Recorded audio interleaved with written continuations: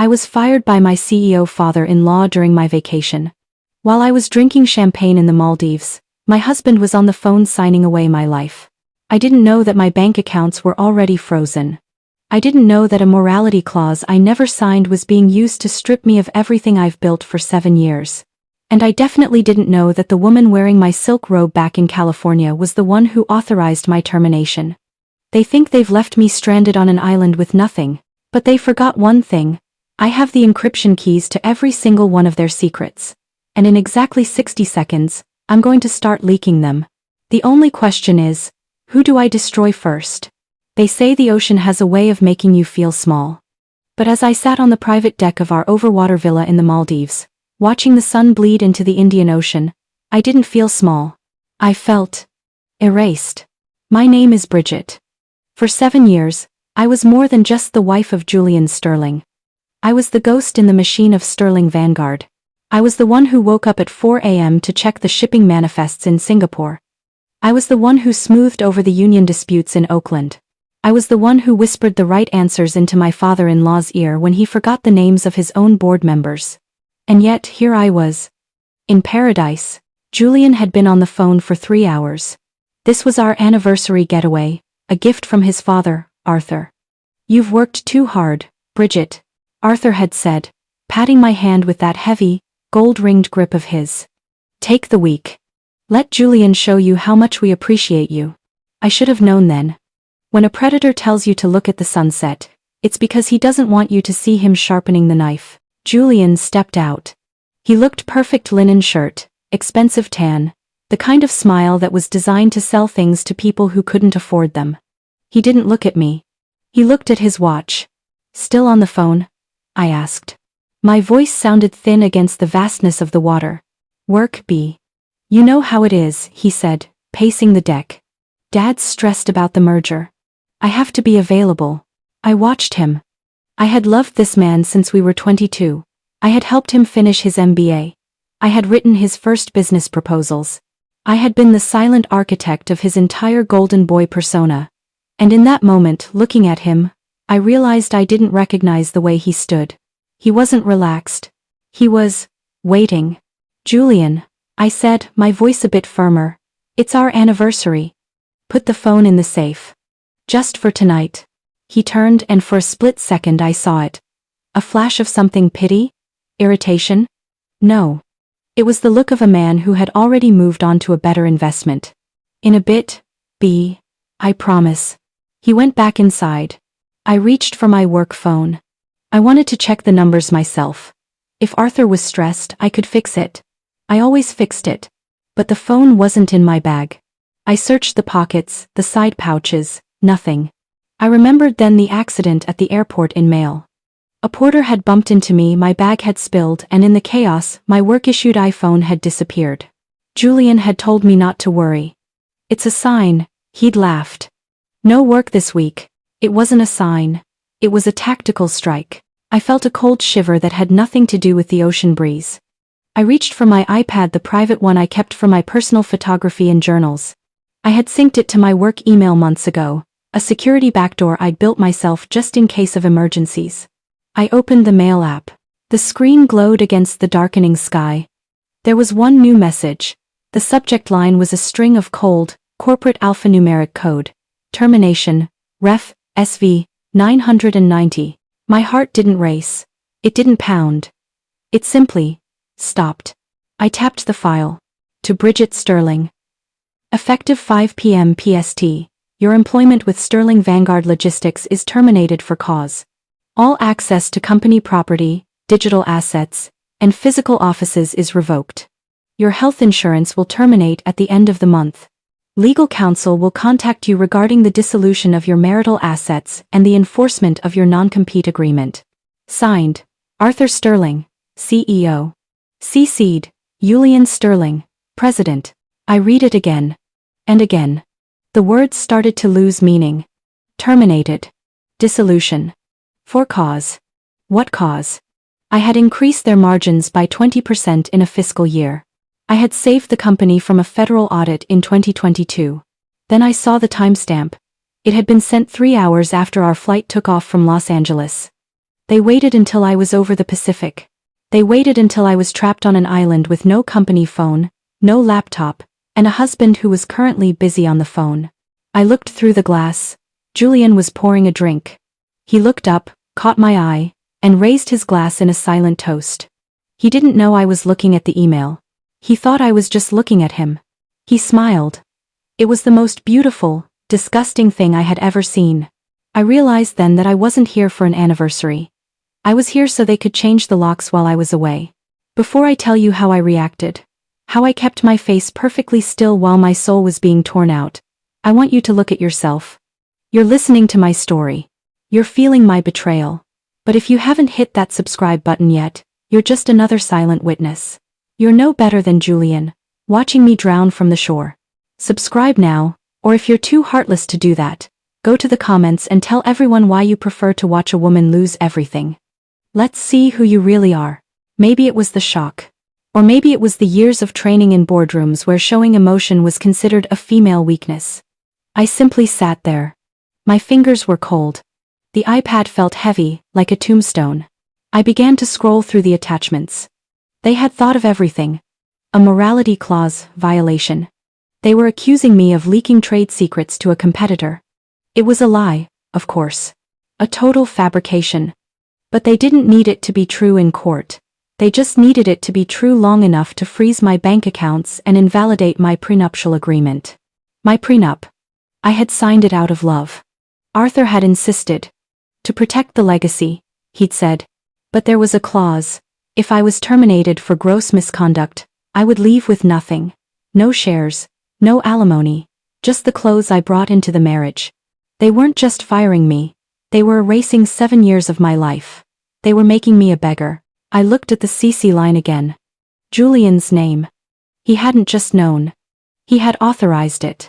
I thought back to 3 days ago. We were packing. Julian had been so attentive. He had bought me a new dress. He had insisted on carrying my bags. He had even helped me clean out my home office, saying we should leave the stress behind. He wasn't helping me pack. He was helping me move out. A normal woman would have stormed into that room. She would have screamed, thrown the drink in his face, demanded an explanation. But I wasn't a normal woman. I was the COO of a logistics firm. I dealt in systems. I dealt in chains of cause and effect. If I reacted now, I was a hysterical wife on a remote island with no resources. I would be stranded. If I stayed quiet, I was a ghost. And ghosts can go places the living can't. I closed the iPad. I tucked it under the seat cushion of the lounge chair. I stood up, smoothed my dress, and practiced my happy wife face in the reflection of the glass. I walked inside. Julian. I said, my voice sweet, dripping with the honey of 1,000 lies. He turned, his phone finally on the table. Yeah, B? I'm getting a little chilly out there, I said, walking toward him. I wrapped my arms around his neck. He smelled like bourbon and expensive soap. Let's order that expensive seafood platter. Let's celebrate. We have so much to be thankful for. He looked at me, and for a second, I wondered if he could hear my heart screaming. But he just smiled. He kissed my forehead, the same forehead he had just signed away the rights to. Absolutely, he said. Anything you want, Bridget. Tonight the world is yours. I smiled back. Not the world, Julian, I thought. Just yours. I'm going to take just yours. As he called room service, I realized he had forgotten one thing. He thought he took my phone. He didn't know I had the master encryption key to the Vanguard servers burned into a micro SD card hidden inside my locket. As I sat across from him, picking at a piece of lobster that tasted like ash, I began to map out the Sterling Vanguard infrastructure in my head. Arthur Sterling thought he was a king. But a king is only as strong as his supply lines. I knew every warehouse. I knew every driver's name. I knew the exact pressure points of their digital architecture. They thought they were sending me to a gilded cage. But they had actually sent me to a war room. I watched Julian laugh at a joke I didn't hear. I realized then that I didn't hate him. Hate is a hot emotion. It's messy. What I felt was cold. It was the feeling of a mathematician looking at a broken equation. I was going to fix the equation. I was going to carry the 1, subtract the dead weight, and make sure the final result was 0. There's 0. My everything. Julian slept like a man with a clean conscience. That was always his greatest talent, the ability to compartmentalize his cruelty so deeply that it never disturbed his rest. He looked peaceful, his arm draped across the silk sheets we had shared for 7 years. To any observer, we were the picture of marital bliss. A power couple resting after a long flight. But as I lay there in the dark, my eyes wide and stinging, I wasn't his wife anymore. I was a casualty of war. And I was about to become a saboteur. I waited until the clock on the bedside table flicked to 2:14 a.m., the witching hour for international logistics. In California, it was barely afternoon. The office would be buzzing. The new COO, whoever that parasite was, would be sitting in my chair, drinking from my favorite ceramic mug and signing away my legacy.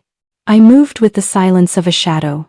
I slipped out of the bed, the cool marble floor biting at my feet. I didn't reach for my phone, I didn't have one. Instead, I reached for the one thing they had overlooked. I unlatched the heavy gold locket around my neck. It was a wedding gift from Julian. He thought it held a photo of us on our wedding day. He never realized that the backing was a custom-milled housing for a 1 terabyte microSD card. I had spent years backing up the Vanguard protocol, the backbone of the company's automation, just in case of a server crash. I never thought the crash would be me. I retreated to the bathroom, locking the door and turning on the shower. I sat on the floor, the iPad glowing in my lap. Using the villa's ultra-premium Wi-Fi, I didn't just log in.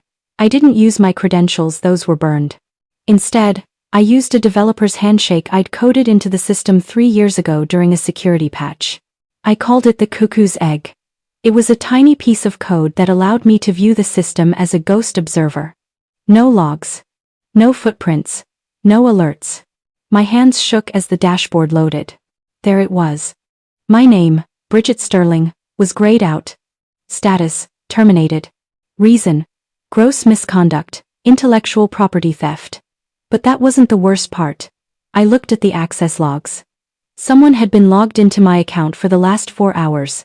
While I was on the plane, someone was using my identity to transfer $20 million into a private account in the Cayman Islands. Arthur wasn't just firing me. He was using my digital corpse to carry out his final heist. He was framing me for the very embezzlement he was committing to fund his merger. You old fox. I whispered, the words catching in my throat. You didn't just want me gone, you wanted me in a cage so I could never tell the truth about where the money went. I was about to shut the iPad when a notification popped up. Not a work email. A personal message. Julian's private laptop, which was synced to the villa's cloud, had accidentally pushed a notification to the shared family folder I still had access to. It was a photo. I clicked it. It was a selfie. A woman I recognized instantly, Elena Vance. The daughter of the CEO of Vance Global, the very company Sterling Vanguard was merging with. She was standing in what looked like our bedroom back in California. Our bedroom. She was wearing my silk robe. The caption read, "The house feels so much better without the secretary around. Hurry back from the island, Jules. I'm bored of sleeping alone." I felt a coldness spread through my chest that was so absolute, it felt like my heart had turned to stone. It wasn't just business. It wasn't just Arthur's greed. It was Julian's boredom. He hadn't just endorsed my firing. He had planned the timing so he could move his new strategic asset into my home before the ink on my termination was even dry. I looked at the photo of Elena. She was younger, blonder, and had never worked a day of manual labor in her life. She was the perfect bride for a merger. She brought a pedigree. I only brought results. In that moment, the Bridget who loved Julian Sterling died on that bathroom floor. There were no tears left. There was only the cold, hard logic of the hunt. I didn't delete the photo. I didn't send a screaming text. Instead, I did something much more surgical. I navigated back to the Vanguard protocol. I found the shipping manifests for the Vance Global merger, the initial goodwill shipment of high-end electronics scheduled to leave the port of Los Angeles in 6 hours. It was a $50 million cargo. The crowning jewel of the merger's first phase. I didn't stop the shipment. That would be too obvious.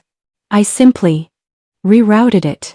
I changed the destination port from San Francisco to a small, private terminal in Ensenada, Mexico, a terminal owned by a subsidiary I had secretly registered years ago.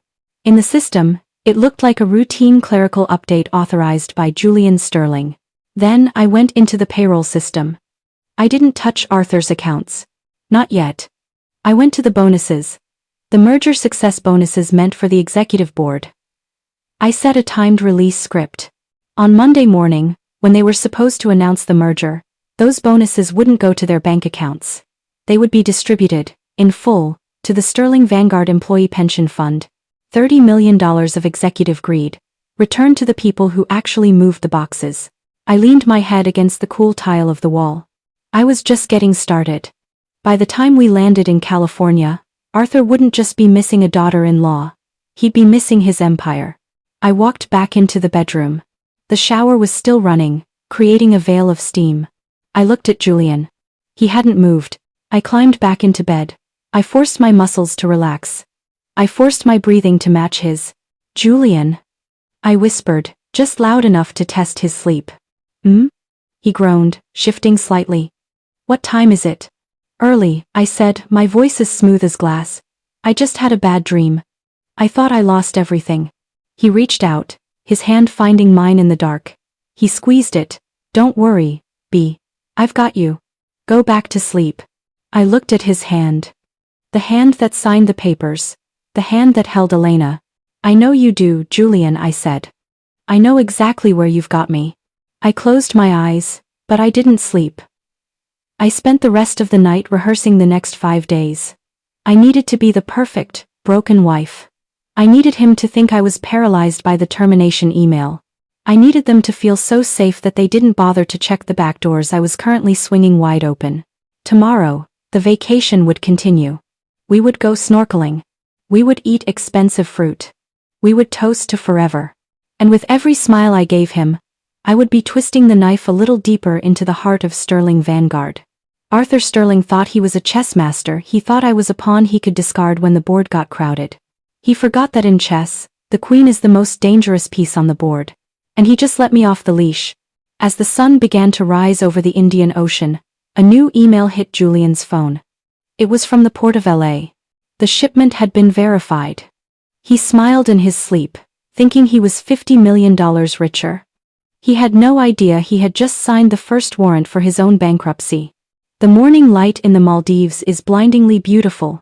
It's the kind of light that makes it impossible to hide the truth unless, of course, you've spent a decade perfecting the art of the mask. I sat across from Julian at the breakfast table. I had applied my makeup with surgical precision, using just enough concealer to hide the dark circles from my night of digital sabotage, but leaving just a hint of redness around my eyes. I needed to look like I had been crying. I needed him to see a broken woman, not a predator. Julian was scrolling through his phone, a smirk playing on his lips. He looked up, his expression shifting instantly into a practiced mask of concern. B, he said, reaching across the table to touch my hand. I didn't pull away. I let my fingers stay limp, cold. You look like you didn't sleep. Was it the news? I looked down at my plate, my lip trembling just enough. I saw the email, Julian. From your father. I'm so sorry, Bridget, he said. The lie was so smooth it almost sounded like music. I tried to talk him out of it. I really did. But the board. They saw the leaks. They saw the discrepancies. Dad had to act. He's the CEO, B. His hands were tied. His hands weren't tied. They were busy holding the pen he used to forge my signature. What am I going to do, Julian? I whispered, looking up at him with wide, pleading eyes. Everything I have is tied to Vanguard. My career, our life. The morality clause. They're saying I stole from the family. Don't worry about the legalities right now, Julian said, leaning in. He was enjoying this. He was enjoying the role of the protector, the big strong man saving his failed wife. I'll handle Dad. I'll make sure the divorce, he paused, catching himself. I mean, the restructuring is handled quietly. We'll get through this. Just enjoy the vacation. Forget the company.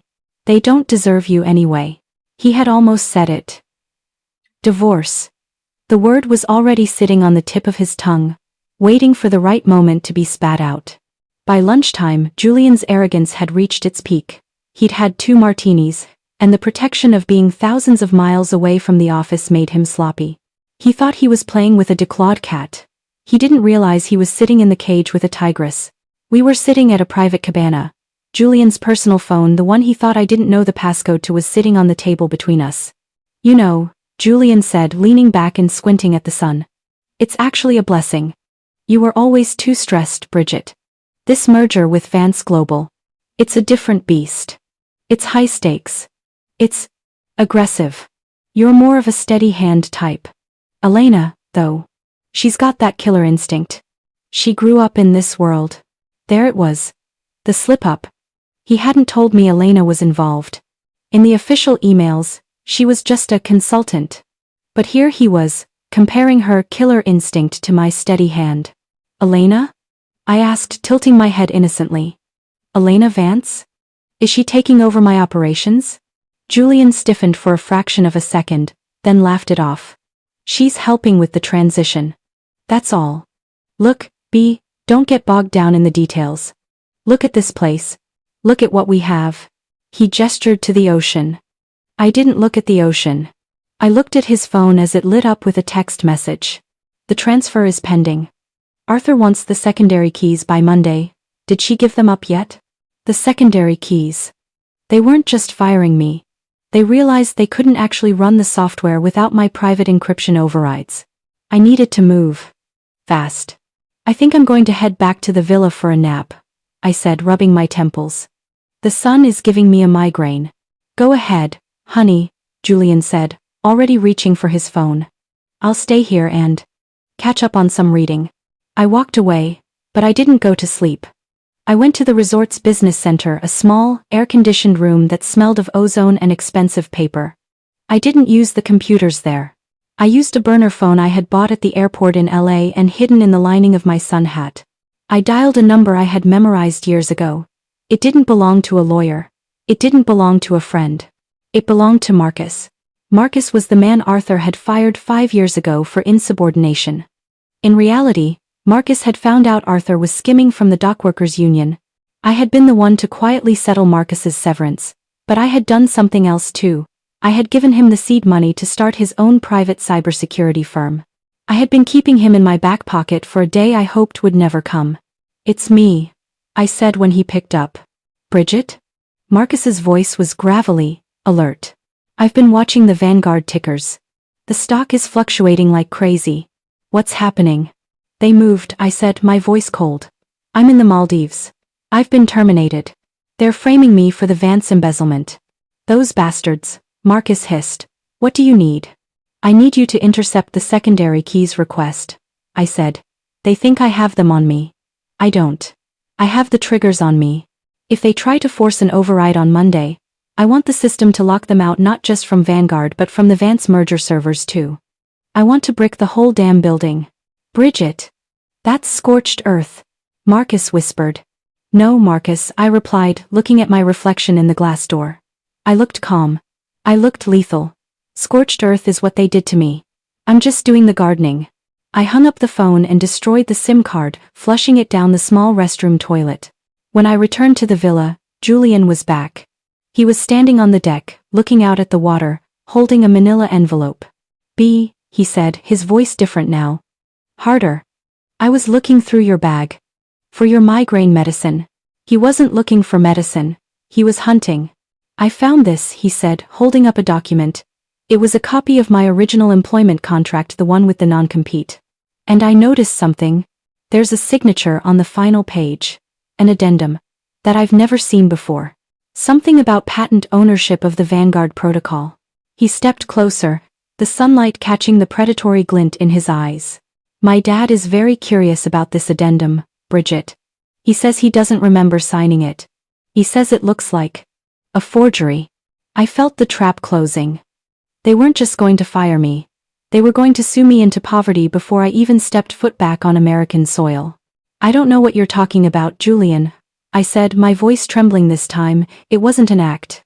I think you do, he said, tossing the envelope onto the bed. And I think you're going to give us the administrative passwords tonight. Otherwise, well, the Maldives police are very strict about corporate fraud. It would be a shame if you couldn't leave the island. He wasn't just my husband anymore. He was my jailer. But as I looked at the envelope, I realized he had made a mistake. He had brought the documents to me. He had brought the evidence I needed to prove they were tampering with my files. He thought he had me cornered. He thought the threat of a foreign jail would break me. But as I looked at Julian, the man I had built, the man I had loved, I didn't feel fear. I felt a strange, intoxicating sense of freedom. If they wanted a criminal, I was going to give them a masterpiece. Okay, Julian, I said, letting a single tear fall down my cheek. I'll give you the passwords, just, please. Don't let your father hurt me. He smiled. That same, perfect, salesman smile. He walked over and hugged me. I buried my face in his chest, smelling his lies, while my hand drifted toward the pocket of his linen jacket. I didn't need the passwords. I needed his thumbprint. And as I clung to him in terror, I pressed his thumb against the small portable scanner I had hidden in my palm. The first crack was in their foundation. The next one would be in their skulls. There is a specific kind of silence that happens right before a storm.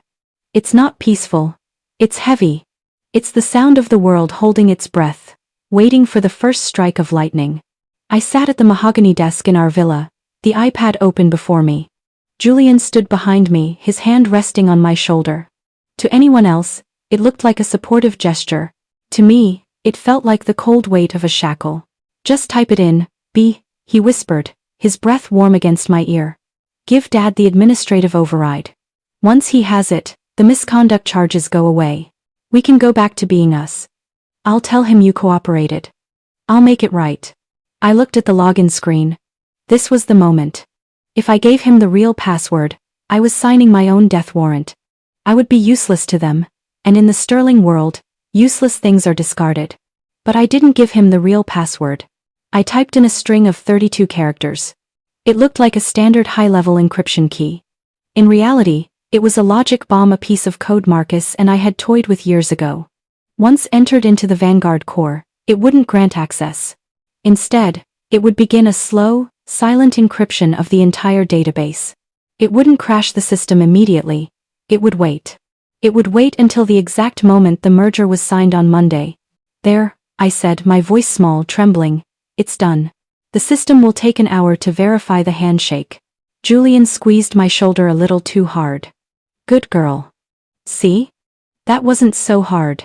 He stepped away to the minibar, pouring himself a celebratory scotch. He left his personal phone sitting on the desk, right next to my hand. He was so confident in my defeat that he had become careless. Suddenly the phone vibrated. The screen lit up, illuminating the dark wood of the desk. No name appeared, only a heart emoji and a string of digits I recognized as a private California line. I didn't think. I grabbed the phone. Julian, your phone is... I stopped. I didn't need to finish the sentence. I swiped accept and held it to my ear, staying perfectly silent. A woman's voice came through, high-pitched and bubbling with a cruel kind of excitement. Jules? Is it done? Did the bitch give up the codes yet?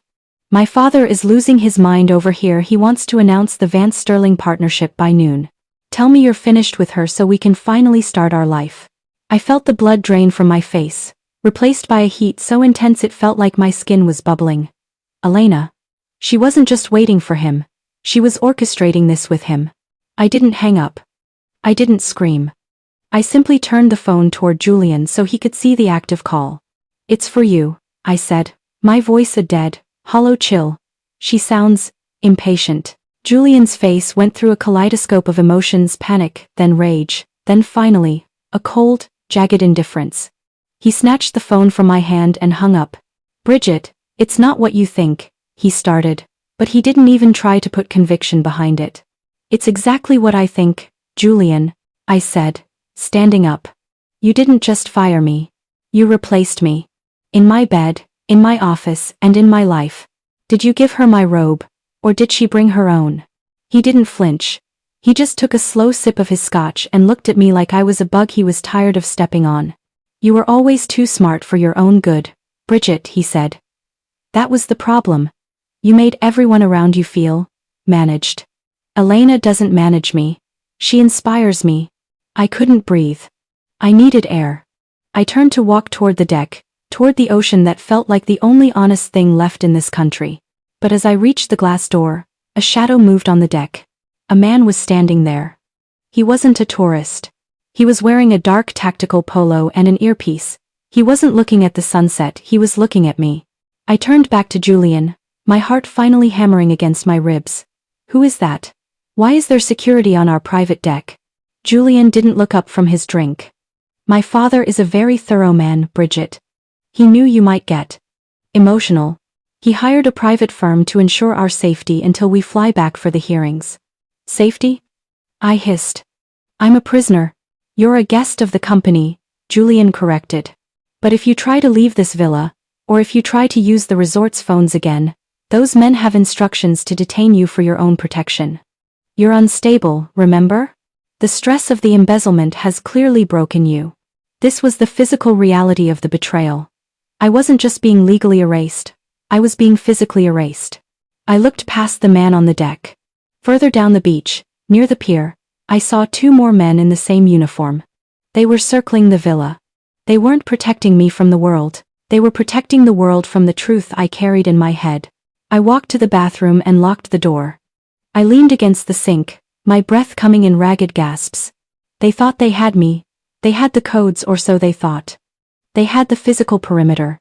They had the narrative. But Arthur Sterling had made one mistake. He had hired a security firm that used the Vanguard Logistics communication network for their encrypted radios. He thought it was a way to save money. I looked at the iPad I had managed to spirit into the bathroom under my robe. I didn't go to Marcus this time. I went to the security hub. If they were using my network to keep me prisoner, I was going to use that network to turn them into my puppets. I accessed the villa's smart home system. I linked the security team's radio frequency to the villa's internal intercom. I waited. Outside, I heard the guard's radio crackle. I whispered into the iPad's microphone, my voice distorted by a filter to sound like Arthur Sterling's head of security. Target is non-compliant. Initiate Phase 2. Move to the north perimeter. Leave the deck clear for the extraction team. I watched through the small bathroom window as the guard on my deck touched his earpiece, nodded, and disappeared into the shadows of the palms. The deck was clear. For 3 minutes, the cage was open. But I didn't run for the boats. I ran for Julian's laptop. I didn't want to escape the island. I wanted to see what was in the folder labeled Project Phoenix. I slipped out of the bathroom. Julian was on the deck now, talking to someone on his phone, probably Elena again. His back was to me. I reached the desk. My hands were steady now. The anger had burned away the fear, leaving only a cold, crystalline focus. I opened Project Phoenix. My breath hitched. It wasn't just a merger. It was a liquidation. Arthur wasn't joining forces with Vance Global. He was selling them the entire pension fund of his employees as collateral for a massive personal loan. He was going to bankrupt the company, blame it on my embezzlement, and flee to a non-extradition country with Elena and Julian. They weren't just betraying me. They were betraying 10,000 families who had spent their lives building the Sterling name. I saw a photo in the file. It was a scan of a passport, Julian's passport. But the name on it wasn't Julian Sterling. It was Julian Vance. He was taking her name. He was erasing everything we had built to become a prince in someone else's empire. Looking for something, B. He didn't have a drink in his hand anymore. He had my locket. The one with the micro SD card. He had found the only weapon I had left. He held the locket up, letting it dangle from his fingers like a dead bird. You always were a hoarder of secrets, he said, his voice dropping to a low, dangerous rumble. Did you really think I didn't know about the cuckoo's egg? Did you really think my father didn't anticipate your little backdoors? He stepped toward me, and for the first time in 7 years, I saw the monster behind the mask. The game is over, Bridget. Give me the real passwords, or I stop being a gentleman. I looked at the locket, then I looked at the iPad. Then I looked at him. You're right, Julian, I said, a slow, dark smile spreading across my face. The game is over. But you're looking at the wrong board. There is a moment in every hunt where the predator realizes the trap hasn't snapped shut on the prey, it snapped shut on him. Julian stood over me, dangling the gold locket. He looked triumphant. He looked like a man who had finally won a marathon he'd been running for 7 years. I always wondered why you wore this tacky thing, he sneered, his fingers tightening on the chain. It didn't fit the COO aesthetic. But Dad was right. You're a sentimental fool, Bridget. You kept the keys to the kingdom around your neck like a common trinket. I didn't move. I didn't reach for it.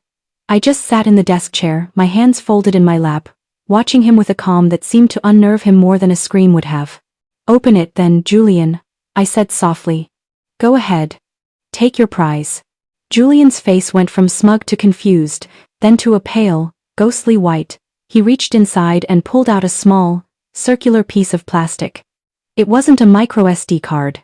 It was a GPS tracking tag, the kind people put on luggage or keychains. And it was blinking a steady, rhythmic red. Where is it? Julian hissed, lunging forward to grab my wrist. Where is the drive, Bridget? You're so focused on the hardware, Julian, I said, my voice dropping to a cold, clinical whisper. That's why you were never fit to run Vanguard. You think power is something you can hold in your hand. But power is information. And information wants to be free. I leaned back, ignoring the pain in my wrist. Check your email, Julian. Not your work one. Your Julian Vance account. The one you thought was invisible. He fumbled for his phone, his breath coming in short, jagged bursts. I watched his eyes dart across the screen. While I was in the bathroom, using the diverted security frequency, I hadn't just been playing with the guards. I had sent a 4 gigabytes encrypted packet to the one person Arthur Sterling feared more than the SEC, Silas Vane, the head of the International Longshore and Warehouse Union. What did you do? Julian whispered, his voice trembling. I sent them Project Phoenix, I said. I sent them the scans of the pension fund liquidations. I sent them the photos of your new passport. And I sent them the GPS coordinates of the warehouse where Arthur is currently staging the unauthorized shipment of Vance Global Electronics.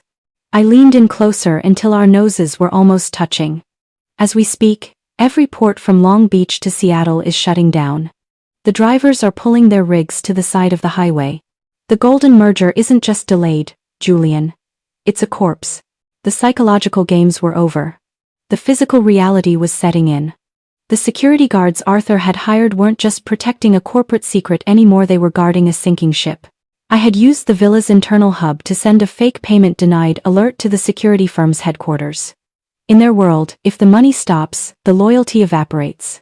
Through the window, I saw the guards huddled together near the pier. Their postures were no longer disciplined, they were arguing. One of them pointed at our villa, then at the horizon. Your father's credit just went red, Julian, I said. I locked his offshore accounts 10 minutes ago using the very logic bomb you forced me to install. He can't even pay for the minibar in this villa, let alone a private mercenary force.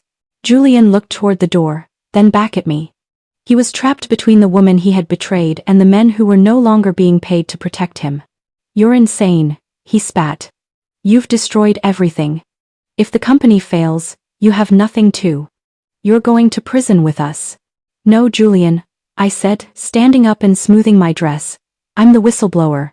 I'm the one who found the corruption and tried to stop it from a remote island while being held hostage by my abusive husband. Suddenly, the front door of the villa was kicked open. It wasn't the police. It was the security team. Their leader, a man with a jagged scar across his brow, walked straight up to Julian. He didn't look at me. He looked at Julian's gold watch. The wire transfer didn't clear, the man said, his voice a low, threatening growl. And my office says the Sterling accounts are being seized by the California DA. I can explain, Julian stammered, backing away. It's a glitch. My father. Your father is a ghost, the guard interrupted. He reached out and snatched the watch right off Julian's wrist. We're leaving the island on the last supply boat. You too? You're on your own. They stripped the villa of anything of value, the laptops, the jewelry Julian had laid out, even the expensive scotch. They moved like locusts. As they left, the leader turned to me. He gave a short, respectful nod. He knew. He knew I was the one who had cut the strings. Then, they were gone. The silence that followed was deafening. The villa felt massive, empty, and terrifying. Julian slumped against the wall, his golden boy image shattered. But as I reached for my bag to finally leave, I heard a new sound. The high-pitched whine of a helicopter. And it wasn't a rescue craft. It was Arthur Sterling's private chopper. I looked at Julian. He heard the blades too. A pathetic spark of hope lit up his eyes. Dad, he whispered. He's coming for us. He'll fix this. He'll have your head for this, Bridget. I didn't answer. I went to the safe and pulled out the one thing I had hidden on the first day, my real passport and a thick envelope of cash I had skimmed over the years for a rainy day. It wasn't raining. It was a hurricane. "He's not coming to save you, Julian," I said, walking toward the back exit that led to the service docks. "He's coming to burn the evidence. And in his mind, you're the biggest piece of evidence he has left." I stepped out into the humid night, leaving my husband alone in the dark, waiting for a father who was coming to erase him. As I reached the water's edge, I looked back. The helicopter was hovering over the villa, its searchlight bathing the building in a harsh, unforgiving white. I pulled out my phone and sent one last text to Marcus: "Execute the Phoenix Protocol. Let it all burn." There is a specific kind of grief that doesn't feel like sadness. It feels like wood rot. It's the slow, hollow realization that the foundation you built your entire life upon wasn't stone, it was cardboard.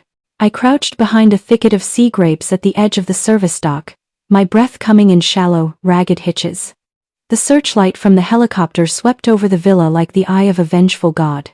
I watched as the cabin door slid open. Arthur Sterling stepped out. He didn't look like a man in crisis. He looked like a man arriving for a board meeting. He was wearing a tailored suit, his silver hair perfectly slicked back, untouched by the chaos he had created. I saw Julian run out of the villa. From this distance he looked small, pathetic. He reached out to his father, his mouth moving in a desperate plea I couldn't hear over the dying whine of the turbines. Then, the violence happened. It wasn't a movie punch. It wasn't dramatic. It was a cold, clinical dismissal. Arthur raised his hand and backhanded his only son with a force that sent Julian sprawling into the sand. I flinched. Not out of pity, but out of memory. I realized then that Arthur didn't love Julian. He had never loved Julian. Julian was just a more expensive version of me, a tool to be used until the edge went dull. As I watched Arthur stand over Julian, pointing a finger at the villa as if demanding the codes I had already corrupted, a wave of profound exhaustion hit me. I thought about our wedding in Napa. I remembered the smell of the jasmine vines. I remembered the way Julian had looked at me when he said "I do." I had believed him. I had spent 7 years 2,555 days protecting him. I had missed my own mother's final birthday because Arthur needed a crisis managed in London. I had traded my soul for a seat at a table that was currently being burned for the insurance money. I wasn't just losing a job or a husband. I was losing the person I thought I was. The Bridget who believed hard work was rewarded. The Bridget who thought loyalty was a two-way street. She was dead. She had died the moment I saw Elena in my robe. And now, I had to bury the body. I reached into my bag and pulled out my wedding ring. It was a 5-carat diamond, heavy and cold. It felt like a lead weight. I didn't throw it into the ocean. That would be too poetic. I simply set it on a rusted dock pylon and walked away. I didn't look back until I heard the shouting. Not just Arthur's voice but the sirens of the Maldivian Coast Guard cutting through the night. The resort was being swarmed. Arthur had waited too long to clean up.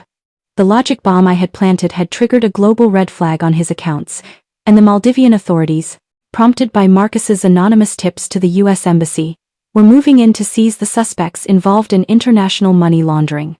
I reached the end of the service pier. A small, wooden fishing boat was idling there, its engine a low, guttural chug.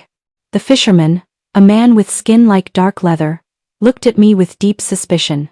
"No tourists here," he said, waving me away. "Resort closed. Police coming." I didn't argue. I reached into my envelope and pulled out $10,000 in crumpled American hundreds. I held them out.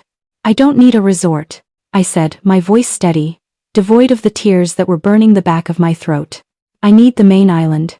And I need you to forget you ever saw a woman in a silk dress on this dock." He looked at the money. He looked at the helicopter now being surrounded by police boats. He nodded once. As we drifted into the dark expanse of the Indian Ocean, I watched the resort shrink into a tiny, glittering speck of light. I saw the flashbulbs of cameras. I saw the silhouettes of men being led away in handcuffs. I saw Julian. He was being pushed into the back of a police craft. He looked toward the ocean toward me, but I was already gone. I was just another shadow on the water. I felt a sudden, sharp pain in my chest. It was the fallout. The adrenaline was fading, leaving behind the raw, jagged edges of my broken heart. I leaned over the side of the boat and finally, quietly, I let the first tear fall. I cried for the woman I used to be. I cried for the waste of it all. But as the salt spray hit my face, the grief began to change. It hardened. It turned from a liquid into a solid. Never again, I whispered into the wind. Never again will I build a house for someone else to live in. The fisherman looked back at me. Where you go now, lady? I looked at the horizon. The sun was just beginning to hint at a new day, a thin, gray line of hope. I'm going to California, I said. I have a funeral to attend. A friend? He asked. No, I replied, a small, dark smile touching my lips. A dynasty. My phone buzzed in my pocket. A text from Marcus. One word. Done. The Vanguard stock had just hit zero. The empire was officially a ghost. California in the winter doesn't feel like home. It feels like a crime scene. I touched down at SFO under the name Sarah Vance, a cruel little irony I couldn't resist. I wore a dark wig, heavy glasses, and a trench coat that felt like a suit of armor. I wasn't the COO of Sterling Vanguard anymore. I was a ghost haunting the hallways of my own life. While the news cycles were dominated by the Maldives meltdown and the temporary detention of Arthur Sterling, I knew the truth. Arthur's lawyers were already weaving a web of plausible deniability. They were going to pin the glitches and the missing millions on a rogue employee, me. I had 48 hours before the FBI officially upgraded me from a person of interest to a fugitive. I didn't spend them hiding. I spent them hunting. Every great empire has a cellar where they keep the bones. For the Sterlings, it wasn't a basement. It was an unassuming tilt-up warehouse in an industrial park near the port of Oakland. On the tax maps, it was listed as archived paper storage. But I knew Arthur. He didn't archive paper. He hid liabilities. I used a universal keycard, a gift from Marcus, to bypass the perimeter. The air inside was stale, smelling of ozone and old dust. I didn't go for the filing cabinets. I went for the floorboards. Under a heavy oak desk that looked like it hadn't been touched since the 90s, I found the bypass terminal. This was Arthur's black site, a localized server disconnected from the main Vanguard network. This was where he kept the real books. My fingers flew across the keys. I wasn't looking for embezzlement anymore. That was small change. I was looking for the reason Arthur was so desperate for the Vance merger. I found a folder titled Endgame. My blood turned to ice. It wasn't just about money. It was about Project Horizon. Arthur hadn't just been skimming from the pension fund. He had been using Vanguard's shipping containers to move unmanifested cargo for a private military contractor. He wasn't just a thief. He was an arms trafficker. He was using the legitimate shipping lanes I had optimized to move illicit hardware into conflict zones. The Vance merger was necessary because he needed their deepwater port access in South Africa to finalize a massive, illegal shipment that would have netted him hundreds of millions and likely started a small war. I saw the manifest for the next shipment. It was scheduled for Monday morning, the same day as the merger announcement. And the person listed as the authorized signature for the hazardous cargo. It wasn't Arthur. It wasn't Julian. It was me. My digital signature had been used to authorize a shipment of high-grade explosives. If that ship was seized, I wouldn't just go to jail for theft. I would go to a black site for terrorism. I sat back, the blue light of the monitor reflecting in my glasses. They didn't just want my job. They wanted my life to be the shield that protected their final, most horrific payday. I looked at the data. I could delete it. I could take it to the FBI right now, but I knew how the world worked. Arthur would have the files suppressed. The black site would be burned before the agents arrived. No. I needed to do something more sterling. I didn't delete the Endgame files. I copied them. And then I made a small, subtle change to the shipment's destination. If Arthur wanted to ship hazardous materials, I was going to make sure they arrived exactly where they would cause the most damage to him. I didn't send the files to the police. I sent a single, encrypted image of the manifest to Elena Vance's personal phone. I wanted her to see exactly what kind of dynasty she was marrying into. I froze. They were here. I didn't know how they found me. Maybe the keycard had a tracker. Maybe Marcus had been compromised. I grabbed my drive, shut down the terminal, and slipped into the maze of shipping crates. Through the cracks in the wood, I saw them.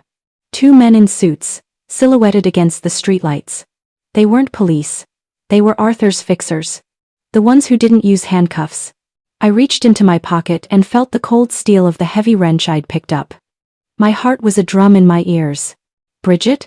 One of them called out, his voice smooth and terrifyingly calm. Arthur just wants to talk. He says you've forgotten your place. He wants to help you remember. I didn't breathe. I watched them move past my hiding spot. I realized then that the planning phase was over. The execution had begun. I wasn't just a ghost anymore. I was a hunter in the dark. As I slipped out the back loading dock into the rain, I saw a familiar car parked across the street. Julian's silver Porsche. He wasn't in the Maldives anymore. He was here. And he looked like he was hunting for a ghost. There is a haunting familiarity in returning to a place that no longer belongs to you. Our house in Palo Alto was a monument to a life I had built out of sheer will, a minimalist fortress of glass and white oak that I once thought was a home. Now, it was just a crime scene waiting for the yellow tape. I watched from the shadows of the neighbor's cypress hedge as the silver Porsche pulled into the driveway. Julian. He looked disheveled. The Maldivian authorities must have released him on a technicality, or more likely, Arthur had pulled the strings to get his golden boy back on American soil to clean up the mess. He thought he was coming home to collect the last of my belongings, the jewelry, the birth certificate, the physical evidence of my existence. He didn't realize I had invited him. I had sent him a single text from an untraceable burner. The physical keys to the endgame drive are in the floor safe. Take them and run before my father finds you. I knew Julian. His greed was only surpassed by his cowardice. He wouldn't call Arthur. He would try to steal the leverage for himself. I slipped through the side entrance, the one the security cameras didn't cover because I was the one who designed the blind spots. I watched him from the kitchen gallery. He was frantic. He was on his knees in the study, tearing up the rug to get to the floor safe. It's not there, Julian, I said, my voice cutting through the silence like a razor. He jumped, nearly hitting his head on the desk. He turned, his eyes wide with a mixture of terror and a pathetic, lingering hope. Bridget? You're here? God. You have to help me. Dad is losing his mind. He thinks you've gone to the feds. I haven't gone to the feds, Julian, I said, stepping into the light. I wasn't wearing the wig anymore. I wanted him to see me. I am the feds. Or at least I'm the one who provides their evidence. Give me the drive, he pleaded, taking a step toward me. I can fix this. I can tell him you were coerced. We can go back to how it was. How it was. You mean the part where you replaced me with Elena while I was sitting across from you at dinner? Or the part where you signed the authorization for my arrest? I held up a small, black remote, the kind used for a garage door but rewired. I didn't come here for you, Julian. I came for my life. The moment I entered this house, a dead man switch was activated on the Vanguard server. If I don't enter a specific biometric code every 60 minutes, my personal offshore accounts, the ones Arthur tried to freeze, are automatically liquidated and transferred to a series of untraceable crypto wallets in my name. I watched the realization sink in. He realized I wasn't a fugitive begging for mercy. I was a sovereign state, and I had just declared war. But more importantly, I continued, the switch also triggers a public release of the Project Phoenix documents to the Associated Press.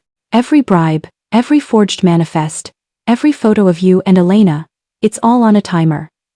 And you're the only one in the room with the power to stop it. What do you want? He hissed. I want my assets back. All of them. The house, the stocks, and the patent for the protocol. Sign the transfer papers I've left on that desk, and I'll give you 30 minutes to get out of the country before the timer hits 0. Julian didn't hesitate. He signed. He would sell his own father's soul for a 30-minute head start. As he scrambled out the door, leaving the signed documents behind, I felt a cold, hollow satisfaction. This was the minor execution. I hadn't destroyed Arthur yet, but I had taken his most loyal dog and turned him into a runaway. I picked up the phone. I didn't call the police. I called the one person who could make this public and painful. Elena? I said when she answered. This is Bridget. You might want to check the news in 5 minutes. And you might want to ask Julian why he's currently driving toward the Mexican border with a suitcase full of your father's stolen company bonds. I didn't wait for her to scream. I hit the release button on my iPad. Not for the files, but for a pre-recorded video of Arthur Sterling admitting to the pension fund theft, which I had captured on a hidden camera in his office months ago. The golden boy is running like a rat, and the empire is starting to bleed. You're watching the world of the powerful crumble, and yet, you're still a silent observer. If you haven't subscribed yet, you're essentially rooting for the Sterlings to hide their crimes. Is that who you are? A supporter of the corrupt? Hit subscribe now, or go to the comments and tell the world why you think Julian deserves to get away. I want to see how many of you would have signed those papers too. Breaking news tonight out of Silicon Valley. Shockwaves through the logistics industry as a video surfaces appearing to show CEO Arthur Sterling discussing the illegal liquidation of employee pensions. I stood in the center of my empty living room, watching the flicker of the TV reflected in the dark windows. This was the first time I felt the shift. The power wasn't in their hands anymore, it was in the air. It was in the data. I looked at the signed transfer papers. I was a wealthy woman again. But I didn't feel rich. I felt sharpened. I heard a car pull up outside. Not a Porsche. A black SUV. The feds weren't here for me. They were here for the man who was no longer inside. I walked out the back door, into the rain, leaving the house I built to the ghosts. My phone buzzed. It was a message from an unknown number. Just 4 words. I found the ship. There is a heartbeat to global commerce, and it's a cold mechanical pulse. If you want to kill a monster, you don't go for the head, you go for the lungs. You stop the breath. The port of Los Angeles at 3 a.m. is a labyrinth of steel and shadow. I stood atop a stack of shipping containers, wearing a high-visibility vest and a hard hat I'd lifted from a distracted foreman. To the world, I was just another anonymous worker in the terminal. To Arthur Sterling, I was the virus that had finally reached his central nervous system. I was here for the endgame shipment. According to the files I'd pulled from the black site, container SV9092 was the one. It was tagged as medical supplies, but the weight ratio on the manifest was all wrong. It was too heavy for gauze and saline. I checked my tablet, a clean device Marcus had provided. The logic bomb I'd planted in the Maldives was still ticking, but Arthur's team was fighting back. They were trying to purge the system. I needed to manually verify the cargo before the digital trail was erased forever. I wasn't alone. I felt him before I saw him. A presence that felt like a sudden drop in temperature. You always did like the view from the top, Bridget. A voice called out from the shadows below. It was Elias Thorne. Arthur's lead fixer. The man who made people disappear without leaving a ripple in the water. He was leaning against a crane pillar, the orange glow of a cigarette illuminating a face that looked like it had been carved out of granite. Come down, Bridget. Arthur wants to talk. He's not even angry anymore. He's impressed. He says you've finally shown the Sterling spirit. I didn't move. I looked down at him, my heart a steady, cold rhythm in my chest. The Sterling spirit usually involves backstabbing and theft, Elias. I'm doing something much more original. I'm doing justice. Justice is for people who can't afford lawyers, Elias said, stepping into the light. He wasn't reaching for a weapon. He was reaching for a folder. Arthur knows about the dead man's switch. He's already traced the servers to Marcus. If you don't walk away now, Marcus won't see the sunrise. Is a company worth a friend's life? My hand tightened on the railing. He was testing my resolve. He wanted to see if I was still the soft woman who prioritized people over power. Marcus is already in international waters, Elias, I lied, my voice like a flat line. He's been gone since I landed in SFO. You're hunting a ghost.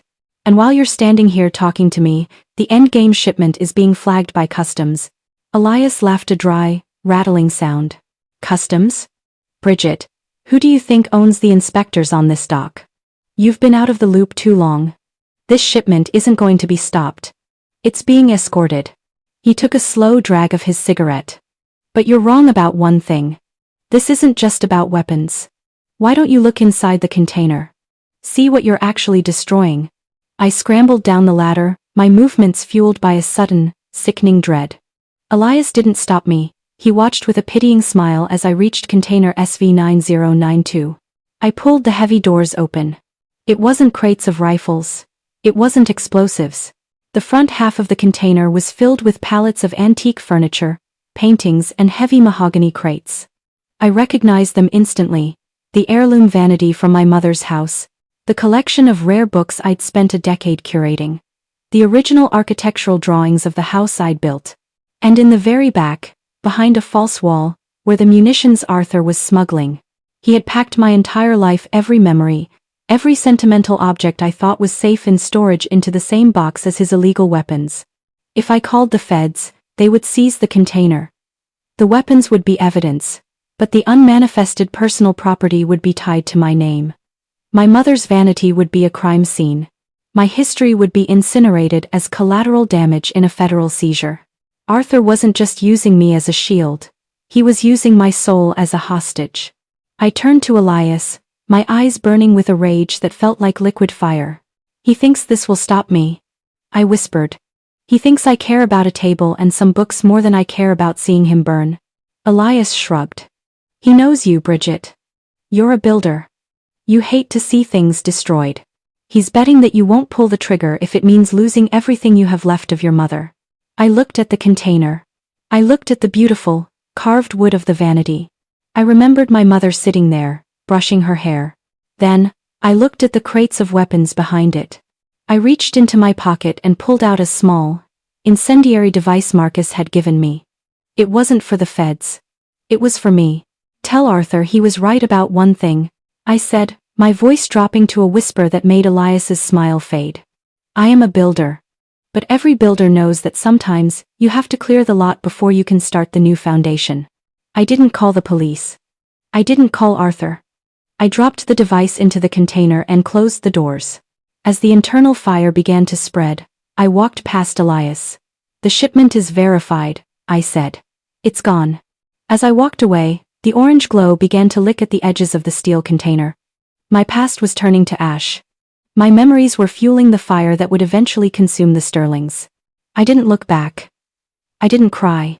Arthur thought he had found my weakness. He didn't realize he had just removed my last reason to be merciful. As I reached my car, my tablet chimed, a new alert. The logic bomb hadn't just encrypted the files. It had found a hidden account, a life insurance policy Arthur had taken out on me only 48 hours ago. He wasn't just framing me. He was planning on making me a martyr. They say that fire is a cleanser, that it purifies. But as I watched the orange glow of the port of Los Angeles reflected in my rearview mirror, I didn't feel clean. I felt hollowed out. I had just traded the last physical remnants of my mother for the chance to strike a blow against a ghost. By the time I reached my safe house, a nondescript motel in Long Beach, the news was already breaking. Explosions reported at the port of Los Angeles. Authorities are investigating a high-intensity fire in a container terminal linked to Sterling Vanguard. Sources say the blaze has revealed a cache of illegal munitions disguised as medical supplies. The plan was working. The investigation was now too big for Arthur to suppress. The feds were on the docks. The fire I started hadn't just burned my past, it had illuminated his present. I opened my laptop. The logic bomb had finished its initial cycle. The Vanguard servers were a graveyard of encrypted data, but the ghost handshake I'd established was still pulling fragments of communication from the moments before the lockdown. I needed to know who had helped me. Because the truth was, I hadn't leaked the pension files. Not yet. I had been planning to, but someone had beaten me to it. Someone had leaked the video of Arthur's confession while I was still in the Maldives. I had assumed it was Marcus. But as I traced the IP address of the original upload, the path didn't lead to Marcus's encrypted servers in the Netherlands. It led back to a residential address in Beverly Hills. An address I knew by heart. My breath caught. I felt a cold, prickling sensation at the base of my neck. I began to dig deeper into the metadata of the video file. I found the original recording's timestamp.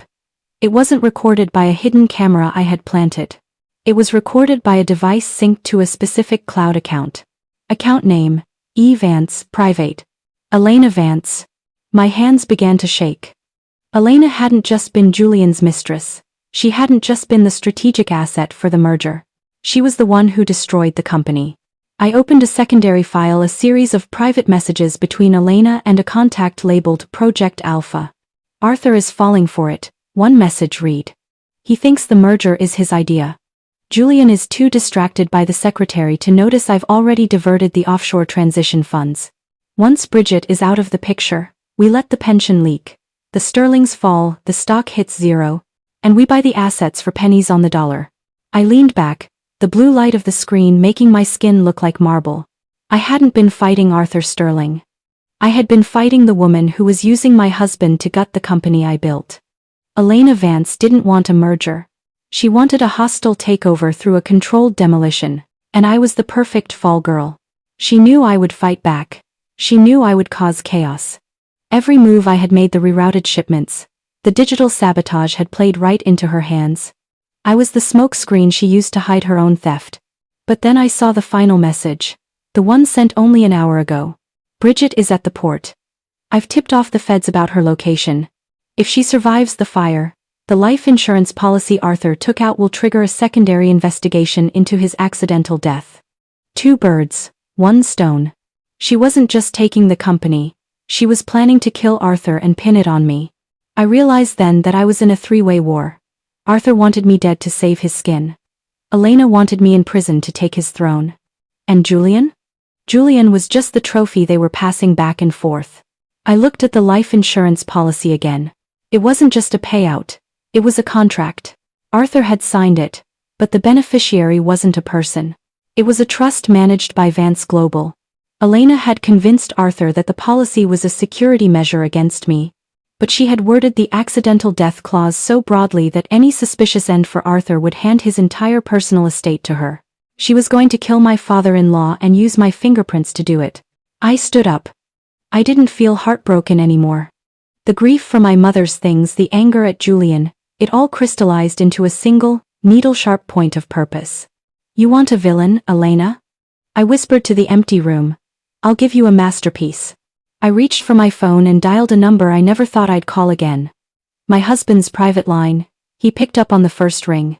He was crying. Bridget? God, Bridget, help me. She has a gun. The game had changed. It wasn't about the company anymore. It was about survival. Arthur Sterling was a monster, but he was my monster. And if anyone was going to take him down, it was going to be me, not the girl who stole my robe. As I ran to my car, I saw a black SUV pulling into the motel lot. It wasn't the feds. It was Elias Thorne. And this time, he wasn't carrying a cigarette. He was carrying a silenced pistol. There is a moment when the cold calculation of revenge meets the messy, violent reality of survival. You can plan every move, you can code every backdoor, but you can't account for the weight of a trigger pull. I sat in the driver's seat of my rented sedan, the engine idling in a low growl. Across the motel lot, Elias Thorne was stepping out of his SUV. He didn't look like the weary philosopher I'd met at the docks. He looked like an eraser. I had a choice. I could slip out the back, let Elias finish what Arthur started, and disappear into the night with my new identity. I could let Elena's plan reach its bloody conclusion.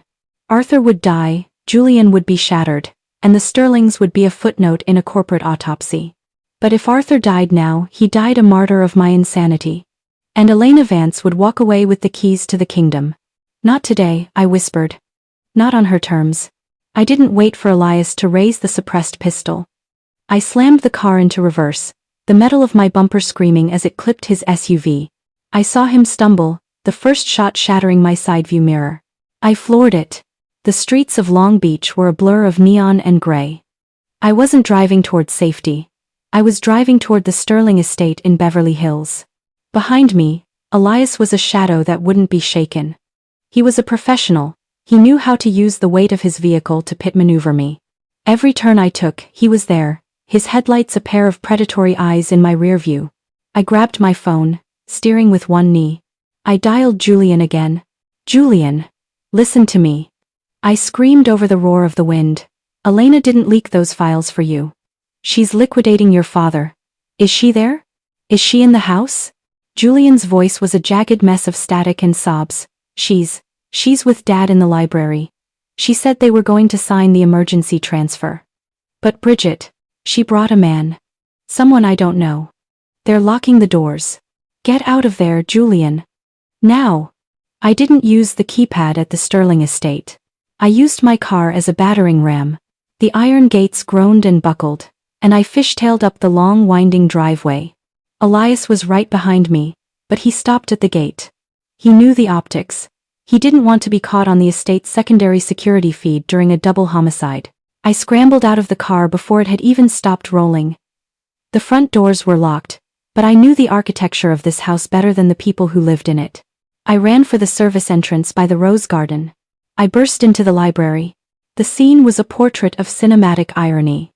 Arthur was slumped in his leather chair, a pen in his hand, looking confused and older than I had ever seen him. Elena was standing over him, her face a mask of cold, aristocratic boredom. And standing by the window was a man in a gray suit, not an assassin, a lawyer. Elena's lawyer. They weren't killing him with a bullet. They were killing him with a durable power of attorney and a lethal dose of his own heart medication, already dissolved in the crystal glass of water on his desk. "Bridget," Elena said, not even turning around. "You're late. The tragedy was supposed to happen 20 minutes ago." "Drop the pen, Arthur," I gasped, leaning against the door frame, my chest heaving. "The water. Don't touch the water." Elena finally turned. She looked at my rain-soaked clothes, my bruised face, and the desperation in my eyes. She laughed a sound like breaking glass. "Look at you," she sneered. "The great Bridget Sterling, reduced to a common intruder.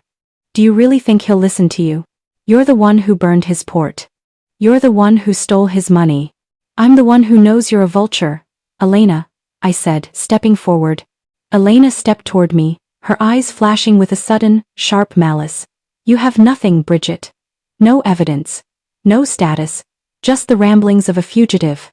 She reached out to grab my arm, her manicured nails digging into my skin. It was the first time we had ever touched. In that moment the COO died. The wife died. I didn't pull away. I leaned in. I pinned her against the mahogany shelves, my forearm against her throat. I wasn't using logic. I was using the 7 years of suppressed rage she had helped ignite. "I don't need evidence to break your jaw, Elena," I whispered into her ear. "And I don't need status to tell the lawyer that the police are currently surrounding the gates because Elias Thorne just shot out my window." Arthur's hand trembled as he looked at the glass of water. He looked at Elena, then at me. For the first time in his life, the King of Vanguard looked afraid. "Is it true?" he croaked. "Check your phone, Arthur," I said, never taking my eyes off Elena. "I sent the Project Alpha logs to your private server 5 minutes ago." She didn't want a merger. She wanted a funeral. Arthur reached for his phone, but before he could look, the library door flew open. It wasn't the police. It was Julian, and he was holding the gun Elias had dropped in the driveway. Julian stood in the doorway, the barrel of the gun shaking in his hand. He looked at his father. He looked at his mistress. Then he looked at me. The silence was a physical weight. The power had shifted again, but this time, it was in the hands of the weakest man in the room. Julian raised the weapon. "I saw the messages, Elena," he whispered. "You said I was a distraction. You said I was disposable. They say that when a dynasty falls it doesn't go out with a bang. It goes out with a whimper, but they were wrong." As I stood in that library, watching my husband's hands shake around the grip of a stolen pistol, I realized the end of the Sterling Empire was going to be loud, messy, and televised. Julian looked like a ghost inhabiting a suit that was too expensive for him.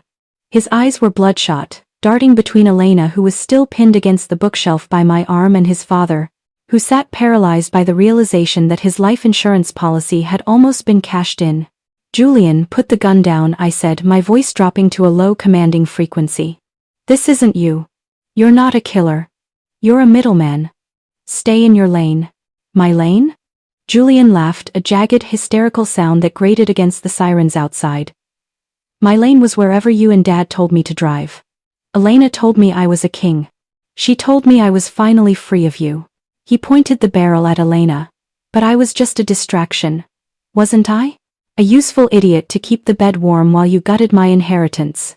This is the Beverly Hills Police Department. We have a report of shots fired and a forced entry. Exit the building with your hands visible." By crashing through those gates, I hadn't just saved Arthur. I had invited the world into our private cage. Elena, ever the predator, sensed the shift. She stopped struggling against me and smoothed her hair, her face returning to that terrifyingly calm mask of aristocratic indifference.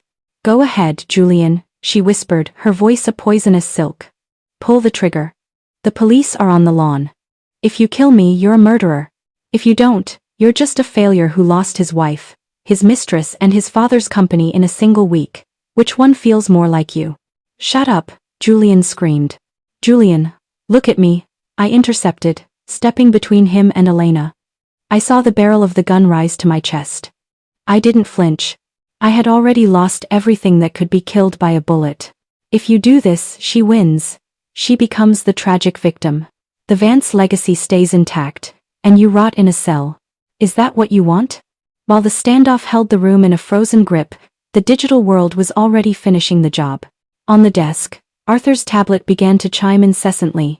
The notifications were a funeral march for his ambition. Vance Global withdraws merger intent. SEC freezes Sterling Vanguard trading. Department of Justice issues arrest warrant for Arthur Sterling. Elena's father, the elder Vance, had seen the Project Alpha logs I'd leaked. To save his own skin, he had thrown the Sterlings and his own daughter under the bus. He had officially declared that any illegal activities were the sole work of Elena acting as a rogue agent. The merger wasn't just dead. It was radioactive. I looked at Arthur. He was staring at the tablet, watching his billions evaporate into pixels. It's over, Arthur, I said. The company is gone. The protocol is locked. The only thing left to decide is who goes to prison for the endgame shipment. I realized in that moment that to truly win, to ensure Elena and Arthur never rose again, I had to let go of my own claim. If I tried to save the company, I would be tied to its crimes. If I tried to stay the COO, I would be buried in the debris. I had to become the person who destroyed it all. Julian, I said, reaching out my hand, give me the gun. I'll walk out first. I'll tell them I forced my way in here to stop a murder-suicide. I'll take the heat for the gate. But you have to let the Sterlings die today. No more lies. No more fixes. Julian's spirit finally broke. The gun fell from his hand, clattering onto the hardwood floor. He collapsed into a chair, sobbing into his palms. Arthur didn't move. He just sat there, a hollowed-out king in a room full of ghosts. Elena was the only one who smiled as the police rushed in. She put her hands up with a practiced grace, already rehearsing the coerced daughter defense her lawyers would use tomorrow. But as the officers moved to cuff me, I looked at the lawyer in the gray suit, Elena's lawyer. He was looking at his phone, his face pale. The logic bomb, I whispered to Elena as they let us out. It didn't just encrypt the Vanguard servers, Elena. It backtraced your father's private accounts. The SEC isn't just here for Arthur. They're at your father's house right now. The mask finally slipped. Elena's eyes widened, a flicker of genuine, unadulterated terror crossing her face. I had burned the Sterlings, but I had taken the Vances with them. As I was led out in handcuffs, the rain soaking through my clothes, I saw the news helicopter circling above. I looked directly into the camera of the nearest drone. I was being arrested. I was losing my home, my job, and my reputation. But as the zip ties tightened around my wrists, I felt a lightness I hadn't known in a decade. The house of cards was gone, and for the first time in my life, I could see the sky. As the patrol car pulled away, I saw Elias Thorne standing at the edge of the property, obscured by the trees. He wasn't following me anymore. He was holding a folder, the one containing the evidence that would keep me out of prison and put Arthur away for life. The fixer had switched sides. There is no luxury in a 6x8 interrogation room, no mahogany desks, no silk curtains. Here, the lighting is designed to peel back the layers of your skin until there's nothing left but the truth. I sat on one side of the scratched plexiglass. I wasn't in handcuffs anymore thanks to the folder Elias Thorne had delivered to the district attorney. I was now a cooperating witness. But across from me, Arthur Sterling looked like he had aged 20 years in 24 hours. His tailored suit was wrinkled, his silver hair was disheveled, and his eyes. For the first time, they weren't looking for an opportunity. They were looking for a way out that didn't exist. This was the man who had fired me during my vacation, the man who had used my mother's furniture to hide weapons of war. You look tired, Arthur, I said, my voice echoing in the small space. Arthur let out a dry, rasping breath. He leaned forward, his hands trembling on the table. You think you've won, Bridget? You've destroyed the name. You've bankrupted your own husband. You've burned the very empire you spent 7 years building. What do you have left? I have the truth, Arthur. And I have the keys to your offshore accounts. The ones you thought were private. I've turned over every single transaction to the SEC. Every bribe to the dockworkers. Every cent stolen from the pension fund. It was for the family, he hissed, his face turning a dark mottled red. Everything I did to ensure the Sterling name survived another generation. Julian wasn't strong enough. He needed a foundation. I was building it. No, I whispered, leaning in until my breath fogged the glass. You weren't building a foundation for Julian. You were building a monument to yourself. You didn't care about the family. You cared about the legacy. And you were willing to sacrifice me, your son, and 10,000 employees to keep it standing. I left Arthur in his glass cage and walked down the hall to the holding cells. Julian was there. He wasn't in the interrogation room. He was in a communal cell, sitting on a thin mattress, staring at his hands. When he saw me, he scrambled to the bars. Bridget? God, Bridget, please. You have to get me out of here. I didn't know about the endgame shipment. I swear. Elena. She manipulated me. She told me we were starting over. You know I'm not like them. You know I love you. I looked at him, the man I had protected for a decade. I saw the weakness I had once mistaken for kindness. I saw the selfishness I had once called ambition. You knew enough, Julian, I said, my voice devoid of emotion. You knew I was being fired. You knew about the merger. You knew about the robe in our bedroom. You didn't love me. You loved the way I made your life easy. I can change. He cried, his fingers white as he gripped the bars. We can take the money you saved. We can start over in Europe. Just tell them I was a victim. Please be. For us. One. I reached out, and gently uncurled his fingers from the bars, one by one. There is no us, Julian. There hasn't been an us since you signed that termination notice in the Maldives. I'm not your fixer anymore. I'm your consequence. The full weight of the endgame shipment was finally hitting the wires. It wasn't just corporate fraud. Because the munitions were linked to a domestic extremist group, the charges had been upgraded to federal conspiracy. Elena Vance had already turned on the Sterlings. She was claiming that Arthur had blackmailed her father into the merger. Arthur was claiming I was the mastermind. But Elias Thorne had provided the one thing they didn't anticipate, the original, unedited audio of the meeting where Arthur and Elena discussed my accidental death. I stood in the lobby of the precinct, watching the news on a wall-mounted monitor. The Van Sterling name was being scrubbed from every building, every port, and every ledger in the state. I felt a hand on my shoulder. It was Marcus. He looked tired, but his eyes were bright. The transfers are complete, Bridget, he whispered.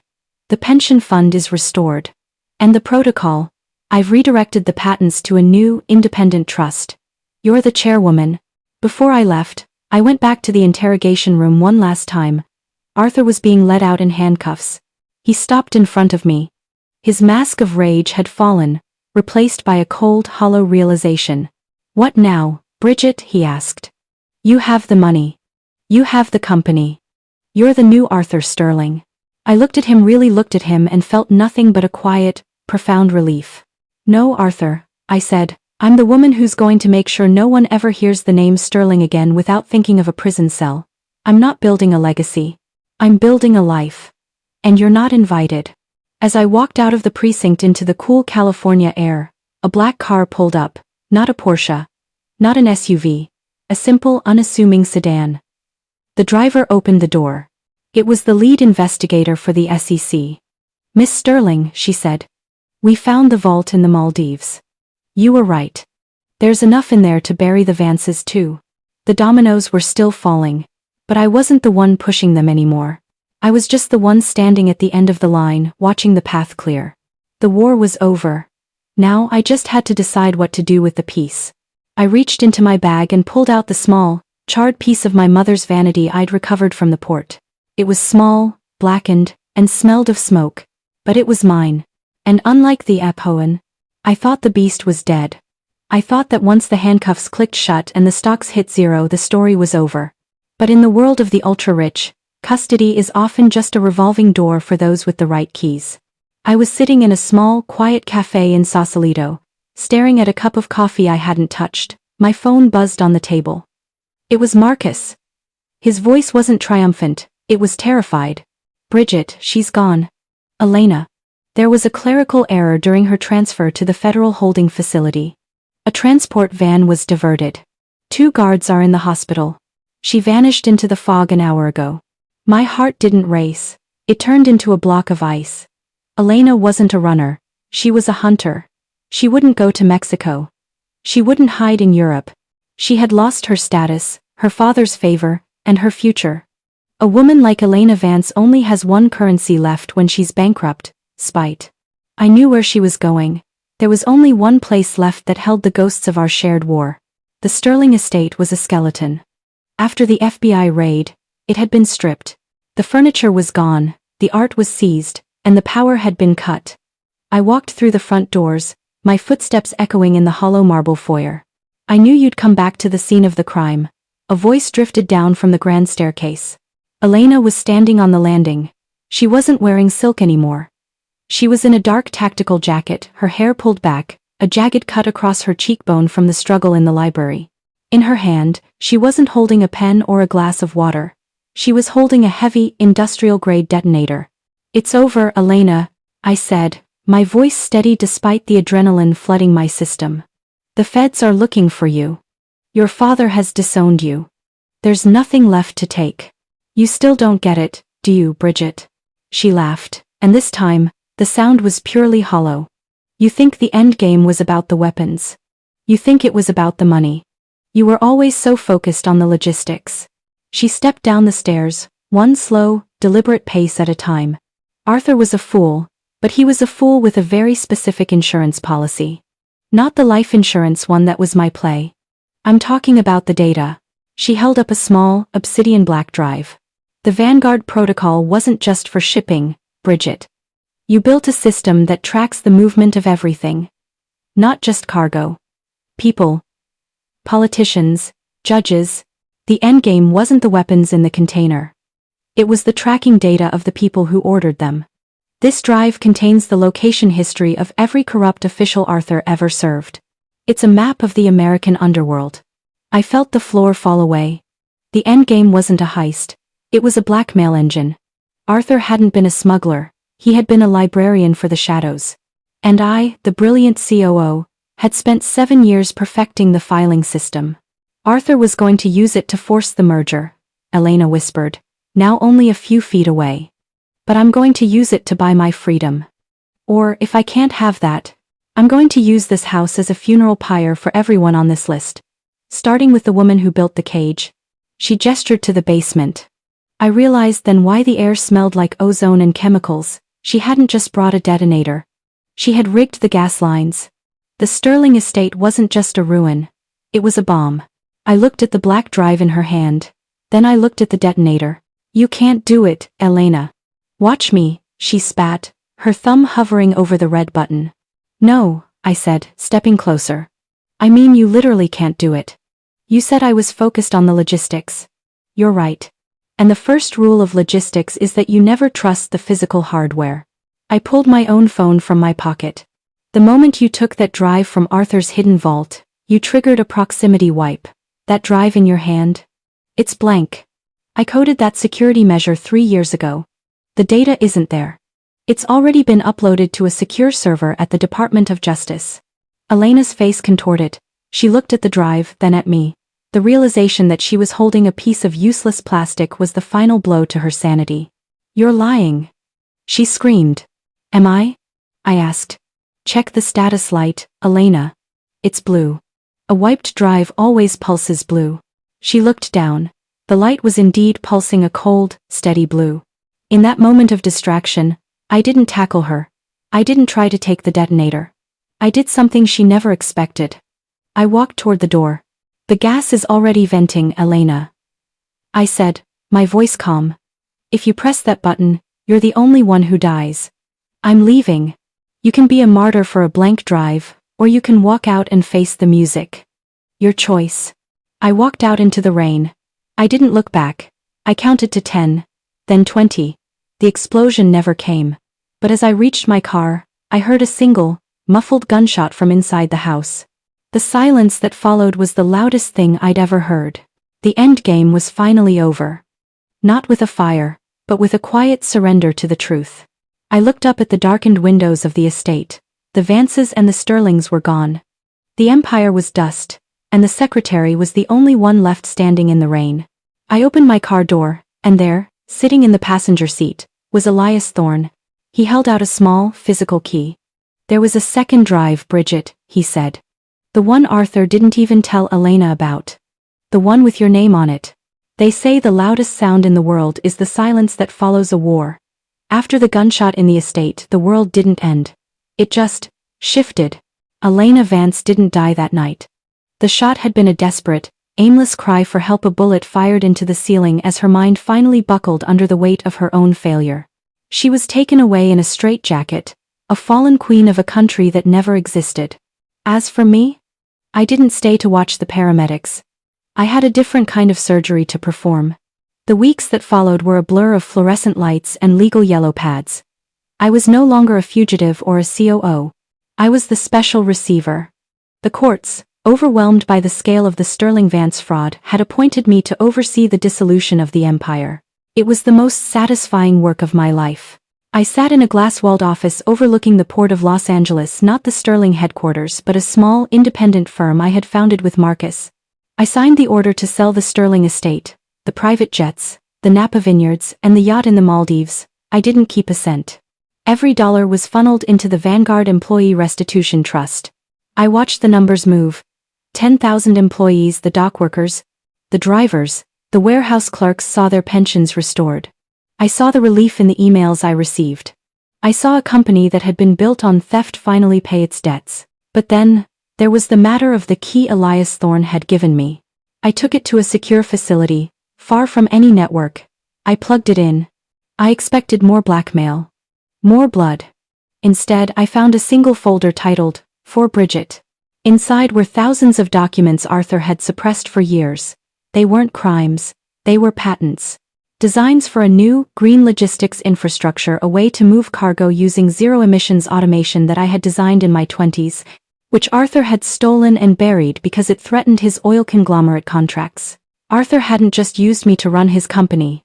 He had been sitting on my genius, waiting for the day he could sell it back to the world as his own legacy. He thought he had buried my future. He didn't realize he was just keeping it in a time capsule. I stood on the balcony of my new office. I wasn't wearing the designer suits anymore. I was in a simple black sweater and jeans. I didn't need the mask. "The board is waiting, Bridget," Marcus said, leaning against the doorframe. He looked younger. The stress of the shadows finally lifted from his shoulders. "The union leaders are here. They want to hear about the Horizon Initiative." I looked out at the port. The cranes were moving. The ships were docking, but they weren't Sterling ships. They were the first of a new fleet. I had built a new kind of power. It wasn't based on who I could blackmail or how much I could skim. It was based on the one thing the Sterlings never understood: integrity. I have turned the ruins of an empire into a foundation for 10,000 lives. I have faced the fire and come out with the blueprints for a better world. If you followed me from the Maldives to this balcony and you still haven't subscribed, then you're just a tourist in my life. You're waiting for the next tragedy. But the tragedy is over. The era of the Phoenix has begun. Subscribe now, or go to the comments and tell me why you preferred me when I was a victim. I want to see who fears a woman with a clean conscience. Before the meeting, I made one last stop. The federal penitentiary. I sat behind the glass. Julian was on the other side. He looked diminished. The orange jumpsuit swallowed him. He looked like what he had always been, a small man who had tried to play a big man's game. "I heard about the trust," he said, his voice flat. "Dad is. He's not speaking. He just stares at the wall." "He's looking at his legacy, Julian," I said. "It's a very blank wall." "Bridget, can I ever?" "No," I said, and the word didn't hurt. It felt like a period at the end of a very long, very painful sentence. "I didn't come here to forgive you. I came to tell you that I've officially dropped Sterling from my name. I'm just Bridget now." I stood up and walked away. I didn't look back at the glass. I walked out into the California sun. The air was clear. The horizon was wide. And for the first time in my life, I wasn't running toward a goal. I was exactly where I was supposed to be. My phone buzzed. It was an alert from the port. The first Horizon vessel had just cleared the breakwater. But as I looked at the ship's manifest on my screen, I saw a familiar name in the secondary investor column, Elias Thorne. The fixer wasn't just a ghost, he was a partner. The bonds were broken, the masks were off,